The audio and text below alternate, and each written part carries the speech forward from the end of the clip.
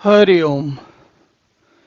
हम लोग तुलसी कृत श्री रामचरितमानस, तुलसी की जो रामायण है, जिसको कि हम सभी रामायण के नाम से जानते हैं, उसमें बाल कांड को देख रहे हैं। और तुलसी ने, गोस्वामी तुलसीदास जी ने किस प्रकार इसका आरंभ किया है, आरंभ में क्या क्या कहा है, उसको जानने की और जानने और समझने की चेष्टा कर रहे हैं। तो देखिए, ये साहित्यिक कृति है और भगवान की भगवान को समर्पण करके लिखी गई कृति है।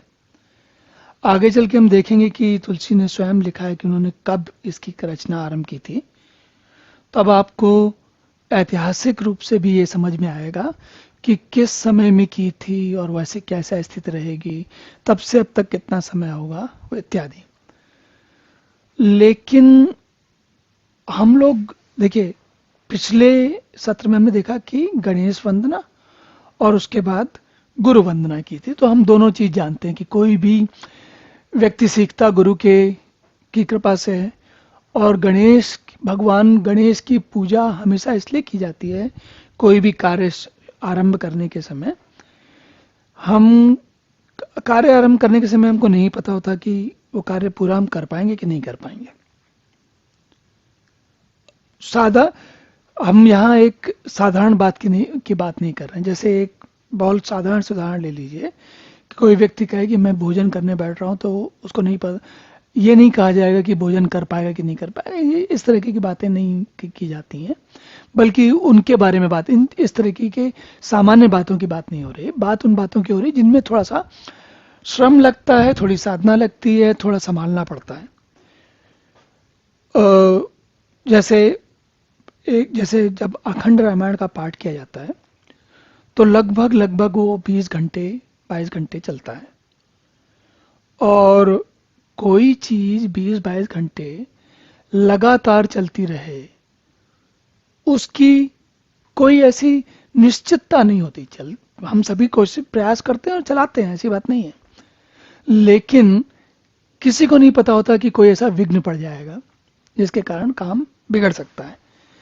अच्छा, ये विघ्न की बात क्यों आती है आज के समय में? तो हमारा जीवन इतना सुलभ हो गया, इतना सुखप्रद हो गया, इतना सुनिश्चित हो गया है कि विघ्न नहीं पड़ते, कम पड़ते हैं। लेकिन तुलसी के समय में 1560-75 में, और उससे भी पहले, जब जीवन में सुख सुविधाएं नहीं थी, निश्चितता नहीं थी इतनी, तो कभी जंगली जानवर, कभी राक्षसी प्रवृत्ति के लोग, और कभी दैविक परिस्थितियां, कोई घटनाएं, मतलब कोई भूकंप आ जाए, कोई बहुत ज़्यादा वृष्टि होने लग जाए, ऐसी बहुत सारी चीज़ें हो सकती थी। और भूकंप तो आज भी हमारा सारा काम बिगाड़ सकता है, लेकिन लगभग, और जैसे बाढ़ या और बहुत सारी चीज़ें हैं, उनमें मनुष्य ने काफ़ी हद तक उन पर नियंत्रण पा लिया। तो गणेश जी की पूजा तो इसलिए की जाती। लेकिन अब जो तुलसी यहाँ पर कह रहे हैं, वो कहते हैं ब्राह्मण और संत वंदना। अब देखिए, सामाजिक रूप से और समाज में बहुत सारी कुरीतियां आ जाने के कारण अब ब्राह्मण व्यक्ति उतना, ब्राह्मण का जो नाम है वो उतना सम्मानजनक नहीं रह गया है। लेकिन तुलसीदास जी उस ब्राह्मण की बात नहीं कर रहे हैं। तुलसीदास जी का ब्राह्मण कौन है? वो है जो ब्रह्म की आराधना करता है, जो ब्रह्म की सेवा में लीन है, जो ब्रह्म की साधना में लीन है, जो अन्य लोगों के की अपेक्षाकृत, जो केवल खाने कमाने में ही जिनका जीवन जाता है, या राज्य बनाने में, या व्यापार करने में, सुख सुविधाएं इकट्ठी करने में जाता है, उनकी अपेक्षाकृत वो ऐसा व्यक्ति है जो कि ईश्वर के बारे में, भगवान के बारे में, ब्रह्म के बारे में सोचता है। और न केवल स्वयं सोचता है, बल्कि दूसरे लोगों को भी उनको बताने की प्रक्रिया बनाता है। क्यों ऐसा करते हैं? क्योंकि उसे भगवान ने उसको इस प्रकार का स्वभाव दिया है। और समाज में कालांतर में ऐसा बहुत से लोग मानते रहे कि जन्मगत होता है ऐसा स्वभाव, जबकि आप और मैं सभी जानते हैं कि ऐसा स्वभाव जन्मगत होना आवश्यक है ही नहीं। कभी कभी आप देखिए कि ब्राह्मण परिवार के लोग होते हैं, बच्चे होते हैं, और वो कुछ और काम कर रहे होते हैं। अगर वो पिता ब्राह्मण है तो जरूरी नहीं कि पुत्र भी ब्राह्मण होगा। कोई आवश्यकता नहीं, कोई आवश्यक बात नहीं कि वो ब्राह्मण पिता का पुत्र भी ब्रह्म की साधना में लीन होगा। देखिए, ब्रह्म शब्द से हमेशा ब्राह्मण को जोड़िए, तब जल्दी समझ में आएगा कि क्या बात हो रही है और क्यों तुलसी ब्राह्मण और उसके बाद संत दोनों साथ साथ लिखे गए हैं। इन दोनों के बारे में क्यों उनकी वंदना कर रहे हैं। तो कहते हैं, बंदों प्रथम महीसुर चरना। महीसुर, मही मतलब धरती और सुर मतलब देवता। तो जो धरती के देवता हैं, सबसे पहले उनकी वंदना करते हैं। कौन है धरती के देवता? ब्राह्मण। ब्राह्मण क्यों है? देखिए, देवता होते हैं जो किसी न देवता और असुर में साधारण सीधा जो आसानी से समझने वाला जो अंतर है वो ये है, देवता होता है जो आपको कुछ ना कुछ देता है, और असुर है वो जो आपसे कुछ ना कुछ ले लेता है। तो ब्राह्मण को महीसुर कहा जाता है क्योंकि वो आपको अच्छे संस्कार, ज्ञान या जीवन में उत्कर्ष या आगे बढ़ने की जो गुण है उसके लिए प्रोत्साहन, प्रेरणा या परिस्थिति प्रदान करता है। तो इसलिए ब्राह्मण को देवता कहते हैं। हमको ये भी समझना चाहिए कि तुलसी और तुलसी के रूप में, तुलसी की बातों को सुनते सुनते हमें ये भी समझना चाहिए कि हमारा जो वांग्मय साहित्य है, जो कुछ हमने सीखा है हजारों लाखों हजारों सालों में, लाखों का तो पता नहीं, कहते हैं कि मनुष्य जो आज के जिस रूप में हमको दिखता है, यह वैज्ञानिक लोग कहते हैं, वो लगभग 3.5 लाख वर्ष से ऐसा है। अगर 3.5 लाख वर्ष से, और 3.5 लाख का मतलब आप समझ सकते हैं कि 3.5 लाख का मतलब ये नहीं कि 3,50,000 उसके बाद एक भी आगे कम ज़्यादा नहीं, ऐसा नहीं है, लगभग। तो अगर 3.5 लाख वर्ष से व्यक्ति मनुष्य ऐसा है, तो ऐसी ये बात पश्चिमी सभ्यता में लोग अटक जाते हैं क्योंकि उनकी मुख्यतः जो उनकी प्रगति हुई है वो पिछले 2000 सालों में हुई है। तो उनको लगता है कि जीवन की शुरुआत वहीं से होती है, आरंभ वहीं से होता है, जबकि ऐसा नहीं है। जब 3.5 लाख वर्ष से मनुष्य ऐसा है, विज्ञान स्वयं कहती है, उन्हीं का विज्ञान कहता है, तो हमारे देश में जो हमारे लोग हुए हैं, और भौगोलिक स्थिति से भी हम जानते हैं कि भारत से अच्छी भौगोलिक स्थिति पूरी धरती पे कहीं नहीं है।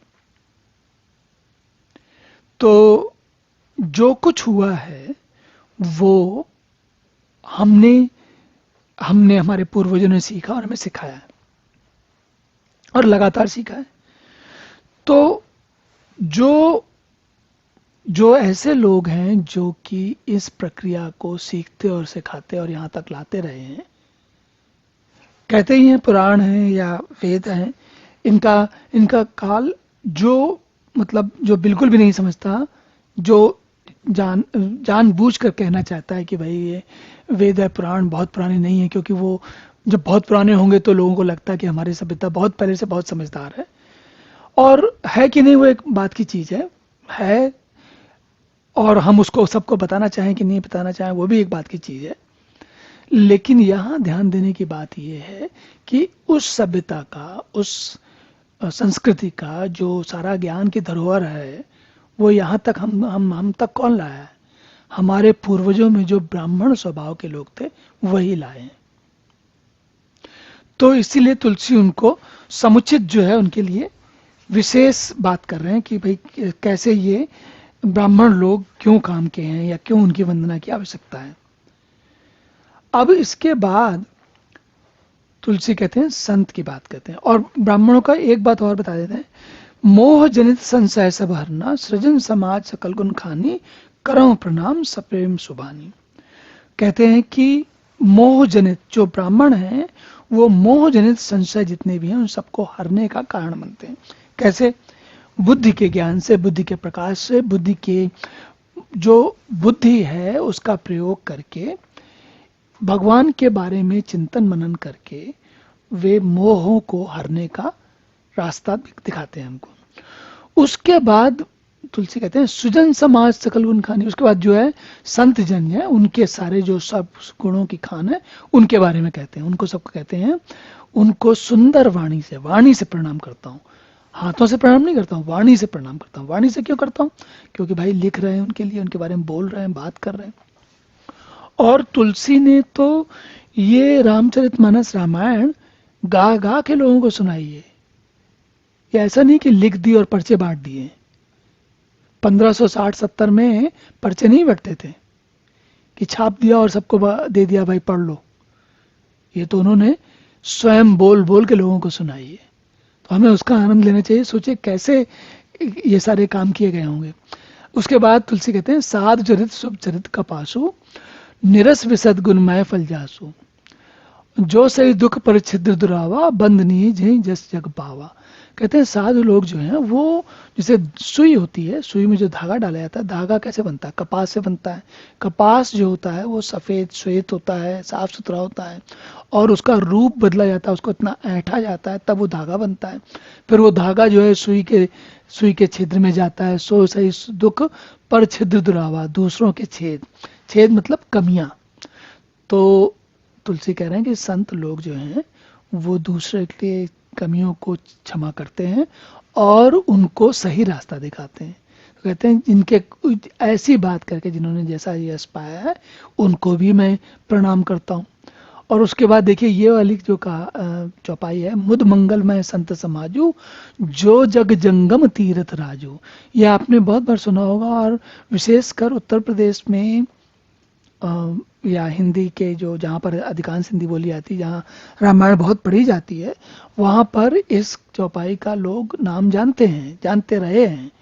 कहते हैं कि संत के समाज में जो मुद मंगलमय, वो बिल्कुल मंगलमय है और मुदित कर देने वाला है।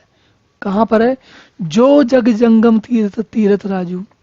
तो कहते हैं वो जो संतों का समाज है वो तीर्थराज है। तीर्थराज मतलब हम तीर्थराज किसको कहते हैं? प्रयागराज को कहते हैं। प्रयागराज को क्यों कहते हैं? क्योंकि वहां पर गंगा और यमुना सुरसरी धारा, सुरसरी मतलब गंगा और यमुना वहां आके मिलती हैं। तो वो जगह मनुष्य के कल्याण के लिए बहुत कल्याणकारी है, इसलिए उसको तीर्थ कहते हैं। जितने भी तीर्थ स्थान है वो सब देखिए आप, मानवीय जाति के, ये भूल जाइए कि धार्मिक उसका कोई संपर्क है, कोई कारण है कि नहीं है। केवल आप ये मान लीजिए कि मनुष्य केवल अपना जीवन चलाने के लिए जब भी उसको आवश्यकता पड़ी है तो नदियों का किनारा जो है उसके बहुत काम आया है। और जहाँ दो दो नदियाँ होती हैं तो उन दोनों नदियों के बीच की जो जगह है, वहाँ आसपास का ज़मीन है वो बड़ी उपजाऊ हो जाती है। तो वहाँ पर बड़ी आसानी से फल या खेती की जा सकती है। तो आज के समय में मनुष्य ने बहुत सारी जगह पे अपना क्षेत्र पे जमा लिया है। लेकिन जब मनुष्य इतना उसके पास ऐसी सुविधाएं नहीं थी कि वो सब जगह रह सके, तब नदियों का किनारा ही उसके लिए काम आता था। तो तुलसी क्या कह रहे हैं? कह रहे हैं कि संत जो लोग हैं वो अपने ज्ञान की गंगा बहाते हुए सब लोगों के लिए मुद और मंगल का काम बनते हैं और तीर्थराज बन जाते हैं। तीर्थराज बन जाते हैं मतलब संत अपनी सत्संगति से उनके पास जब आप पहुंचते हो तो अच्छी चीजें सीखते हो, मन आपका प्रसन्न हो जाता है। जब हम कहीं प्रयागराज में स्नान करने जाते हैं या हरिद्वार में स्नान करने जाते हैं या कहीं पर भी गंगा या किसी भी गंगा नर्मदा यमुना कहीं पर भी गोदावरी कहीं पर भी स्नान करने जाते हैं तो उसके पीछे क्या, हम अपने कल्याण की कामना करके आते हैं। तो तुलसी कह रहे हैं कि जो ये ब्राह्मण और संत हैं वो तीर्थराज है। संत यहाँ संतों के लिए कह रहे हैं, संत जो है तीर्थराज है।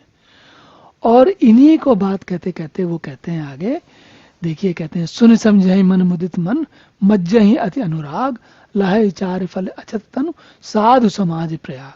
देखिए पूरी, अगर आप थोड़ा सा भी ध्यान देंगे तो ऐसा लगेगा हिंदी है, लेकिन ये हिंदी का पुराना रूप है जिसको हम अवधी के नाम से जानते हैं। तो क्या कहते हैं, सुनी समझई, सुनेंगे समझेंगे, और जन मुदित मन मज्जई अति अनुराग। तो इनकी बात सुनने के बाद अगर हम ध्यान से सुनते हैं तो क्या होता है, मज्जन कहते हैं, मज्जई, मज्जई अति अनुराग। मज्जई मतलब जो धोना पोछना स्नान करना होता है, सफाई करना। तो तुलसी कहते हैं कि जो लोग बड़े मन से इनकी बातें सुनते हैं और उस बातों की सफाई से अपने मन को साफ करते हैं, उनको लहई चार फल अछत तनु। उनको कौन से चार फल मिलते हैं, अर्थ, धर्म, अर्थ, काम और मोक्ष, ये चारों फल मिल जाते हैं। देखिए कवि की का आनंद देखिए, चार ही फल लिख दिया उन्होंने। आप समझने वाला समझ जाए कि भाई कौन से चार फलों की बात हो रही है। तो धर्म, अर्थ, काम, मोक्ष के चारों फलों की बात हो रही है। और इसके बाद क्या कहते हैं, देखिए कहते हैं मज्जन फल पेखिए तत्काला, काक हुई पे पिक बकर मराला, सुनि आचरज करें जनी कोई, सत्संगत महिमा नहीं कोई। कहते हैं कि ये मज्जन फल, ये जो मज्जन, जो ये स्नान या ध्यान, जो सफाई हो रही है, किसकी, ज्ञान के कारण हमारे मन की सफाई हो रही है, उसको वो कहते हैं कि ये इसका जो फल है वो तत्काल तुरंत मिल जाता है। और कहते हैं काक होई पिक, तो जो कौवे हैं वो कोयल बन जाते हैं। मतलब काक जो होता है वो क्या होता है ना, काव काव करता है, कोयल की तरह मधुर वाणी बोलने लगता है, अच्छा बात करने लगता है। और बकर मराला मतलब जो बगुले हैं वो हंस बन जाते हैं। और सबसे मजे की बात कहते हैं कि सुनी आचरण करें जिनको, वो लोग जिनको सत्संग की महिमा नहीं समझ में आती, उनको बड़ा आश्चर्य होता है कि ये ऐसा कैसे हो गया, क्योंकि वो ध्यान ही देते नहीं। वो जब ध्यान दें तब उनको समझ में आया कि सत्संग की वजह कारण ऐसा हो गया है। तो ये हम सभी लोग हैं जिनको इसका लाभ नहीं मिलता, वो स्वाभाविक है, हम इस बात से इस बात से हम लाभ मिलता नहीं, हम वंचित रह जाते हैं। अब उसके बाद क्या कहते हैं, वाल्मीकि नारद घट जोनी, निज निज मुखनि कहीं निज होनी। अब ये देखिए और मजेदार बात है, जो राम की कहानी है, राम की कथा है, वो वाल्मीकि ने कही, नारद ने कही, अगस्त जी ने कही। अगस्त जी ने क्यों कही, वो वाल्मीकि की रामायण में बार बार आता है, और नारद जी का नाम भी बार बार आता है, और तुलसी की रामायण में भी वाल्मीकि नाम तो आता ही है, नारद जी और अगस्त जी का नाम यहाँ पर भी आता है। तो देखिए तुलसी जो है, कथा उन्होंने राम की ली है, पर राम की कथा के आदि कवि कौन है, वाल्मीकि हैं। और अभी और भी मजेदार बात बताते हैं, आगे चल के हम देखेंगे कि इस कथा को किस किस ने और कैसे कैसे कहा है। इस बात का आनंद हमें रामचरितमानस में मिलता है। तो क्या कहते हैं, कहते हैं कि ये जो कथा सुनने के बाद जितने प्रकार के जड़ चेतन जगत में जीव हैं, वो सभी मुक्त हो जाते हैं, सभी प्रसन्न हो जाते हैं, सभी बहुत आगे चले जाते हैं। फिर कहते हैं, देखिए ये भी कहते हैं, बिनु सत्संग विवेक न होई, राम कृपा बिनु सुलभ न सोई। तो स्वाभाविक बात है। अब आप एक बात सोच के देखिए, आज के समय में किसी बच्चे ने, किसी बालक ने, बालिका ने अगर डॉक्टर बनना है या इंजीनियर बनना है या वकील बनना है या कुछ और कोई बहुत पढ़ा लिखा का काम करना है, तो क्या बिना कॉलेज या बिना पुस्तकों के बन जाएगा? वो संभव है? ये जब नहीं है तो वही तुलसी कह रहे हैं, क्या कहते हैं, बिनु सत्संग, यहाँ विवेक को साधना है, इंजीनियरिंग को नहीं साधना, डॉक्टरी को नहीं साधना, यहाँ किसको साधना है, विवेक को। विवेक क्या है? विवेक इस बात का कि हम मनुष्य के रूप में जो हमें जीवन मिला है, इसमें इसकी क्या उच्चावस्था है, क्या यहाँ तक पहुंचा सकता है, ब्रह्म क्या है, तत्व ज्ञान क्या है, परमात्मा क्या है, वो सब जानना है। तो तुलसी कह रहे हैं कि बिनु सत्संग विवेक न होई। अब ये विवेक कहाँ से आएगा? कॉलेज में तो पढ़ा नहीं जाता ये वाला विवेक, कोई बताते ही नहीं, आज भी कोई ऐसा कॉलेज नहीं है। तो वो विवेक कहाँ से आता है? वो सत्संग से आता है। सत्संग क्या है? देखिए सत्संग को भी अलग अलग प्रकार से लिया जाता है। एक सत्संग का अर्थ होता है जब कई सारे आप किसी ज्ञानी जन के लोगों के संग के साथ संग करते हो, और दूसरा सत्संग का एक और अर्थ भी होता है सत्य का संग। सत्य का क्या? सत्य की आराधना, सत्य की खोज, या जीवन का सत्य क्या है, परमात्मा क्या है, वो जानना भी सत्संग कहलाता है। तो तुलसी कह रहे हैं कि सत्संग के बगैर विवेक नहीं होता। और उसके बाद दूसरी लाइन तो और भी, दूसरी चौपाई की जो दूसरी पंक्ति है वो तो और भी मजेदार है। कहते हैं वो तो ठीक है कि बिनु सत्संग विवेक ना होई, पर राम कृपा बिनु सुलभ न सोई। अगर भगवान की कृपा, राम की कृपा नहीं है तो वो भी सुलभ नहीं होता। कैसे? अरे भाई, डॉक्टर मान लीजिए सारे बच्चे बनना चाहते हैं तो सब लोग तो नहीं बन जाते। किसी किसी पर ईश्वर की कृपा होती है, उनकी बुद्धि साथ देती है, उनके परिवारजनों के पास इतने पैसे होते हैं और वो कहीं एक कोई अच्छा कॉलेज उपलब्ध है जहाँ जाके वो पढ़ पाते हैं, तब डॉक्टर बन पाते हैं। तो ये सारे के लिए राम कृपा चाहिए ना, सब लोग तो नहीं बन जाते। बिल्कुल वही बात यहाँ लगती है कि बिनु सत्संग विवेक न होई, राम कृपा बिनु सुलभ न सोई। और सत्संगत मृदु मंगल मूला, सोई फल सिद्ध सब साधन फूला। सत्संग के बिना विवेक नहीं होता, और सत्संग की सिद्धि प्राप्त ही अगर वो मिल जाए तो फल है, और फल है तो बाकी सब साधन तो क्या है? फूल है। फूल क्या करता है? फूल तो केवल साधना की मार्ग में एक चीज है। वास्तविक चीज क्या होती है? हमें जो उसका अर्थ है वो प्राप्त करना होता है, फल प्राप्त करना होता है। अब उसके बाद क्या कहते हैं? सत्संगों की महिमा में कहते हैं, सठ सुधरई सत्संगति पाई, पारस परत कुथाक सुहाई, कुघात सुहाई। तो कहते हैं सठ सुधरई, जो सठ सठ मतलब जो जो दुष्ट लोग होते हैं वो भी संतों की संगत में सुधर जाते हैं। जैसे पारस पत्थर जो है वो सोने को, वो लोहे को भी सोना बना देता है। तो इसी प्रकार विधिवत सुजन कुसंगत पर ही फनि मनि समन्य गुण अनुसराई। तो जो सज्जन कोई संगत में पड़ भी जाते हैं वो भी सांप की मणि के समान गुणों का अनुसरण करते हुए आगे बढ़ जाते हैं। फनी मनी, फणी मनी, फनी मणि, फन ड़ाणा दोनों जगह पे है, यहाँ पर फनी मनी हो गया है। तो और कहते हैं विधि हरिहर को विद्वानी, कहत साध महिमा सकुचानी। अब यहाँ पर देखिए ये भी मजेदार बात है, ये चीज आपको कई बार मिलेगी। बात बड़ी गोलमोल हो जाती है। कैसे? कहते हैं कि विधि हरिहर को विद्वानी। विधि, विधि मतलब ये नियम। कौन कहता है? हरि। हरि मतलब भगवान विष्णु, और हर मतलब भगवान शंकर, शिव। तो सब लोग कहते हैं कि, और कवि और कोविद, कोविद मतलब ज्ञानी लोग, कहते हैं कि ये सारे लोग क्या कहते हैं? कौन कौन? कि भाई साधु महिमा, कहत साधु महिमा मतलब साधु की महिमा, सज्जन व्यक्ति की, संत की महिमा कहते हुए सकुचाते हैं। सकुचाते का अर्थ ये होता है कि वो बोलते बोलते चुप हो जाते हैं, क्योंकि भाई इतनी बात कहने के लिए है कि क्या कहें, कितने बार कहें, कैसे कहें। तो ये भाषा का लालित्य देखिए, और अवधि भाषा का ले लिए। और हमारे लिए तो आज के समय में हम हिंदी ऐसी वाली नहीं बोलते, इसलिए थोड़ी देर लगती है, पर सोच के देखिए आज से 300 साल पहले, 400 साल पहले जब यही भाषा बोली जाती थी तो लोगों को बात कितनी सरल और कितनी आसानी से समझ में आती होगी। तो तुलसी जो कुछ लिखते हैं उसका आनंद यही है।